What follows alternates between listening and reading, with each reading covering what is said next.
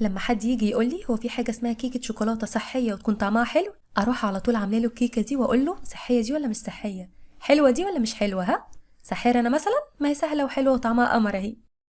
السلام عليكم. النهارده هنعمل مع بعض اسهل كيكه شوكولاته صحيه بمكونات بسيطه قوي. مش هنحتاج مكونات كتير علشان ناكل حاجه حلوه وفي نفس الوقت تكون ايه صحيه. خلينا نمشيها بشويه وصفات صحيه وشويه وصفات لغوصه، مش كله لغوصه ونفشول، لا حبه كده وحبه كده. بس قبل ما نبدا في الفيديو، لو اول مره تشوفوا قناتي انا ايمي الشاهي، ما تنسوش تشتركوا في القناه وتعملوا لايك وشير الفيديو ده لو حبيتوه. ويلا بينا نبدا على طول. اول حاجه هنجيب ربع كوبايه من الشوفان، وهنحط عليه كوبايه من اللبن الحليب المغلي، يكون خالي الدسم علشان طبعا ايه، عشان صحيه وعلشان الدايت.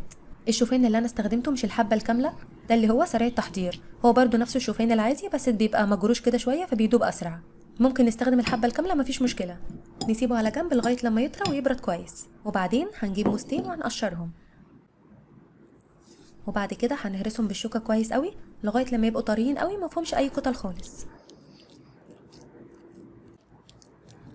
وبعدين هحط عليهم بيضتين ورشه من الفانيليا وبقلبهم شويه كده مع بعض.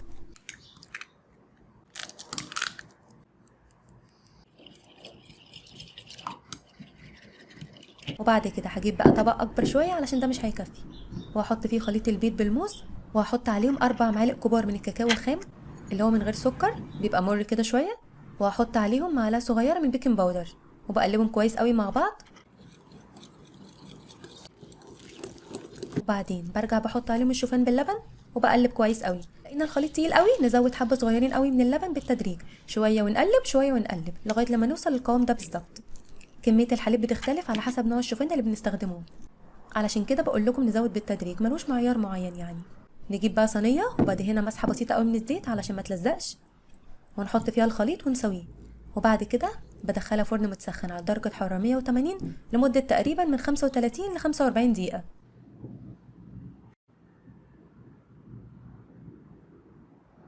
وقت بقى ما بتستوي هنحضر صوص الشوكولاته الصحي الخطير ده.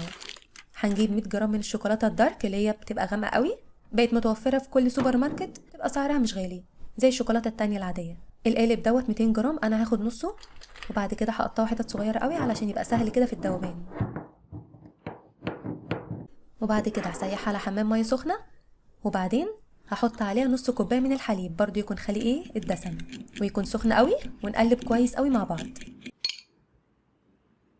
كده خلاص الكيكه استوت، هحط عليها الصوص بعد ما بردت.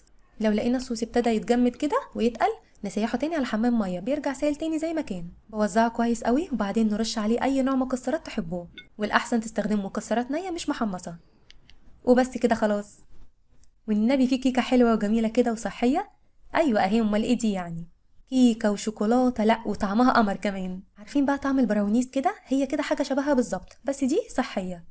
يلا بقى اعملوا لي لايك وشير الفيديو ده لو كان عجبكم يعني، ولو عملتوا الوصفه دي قولوا لي رايكم فيها ايه. واشوفكم ان شاء الله على خير الفيديو الجاي في وصفه جديده ولغوصه جديده، وباي باي.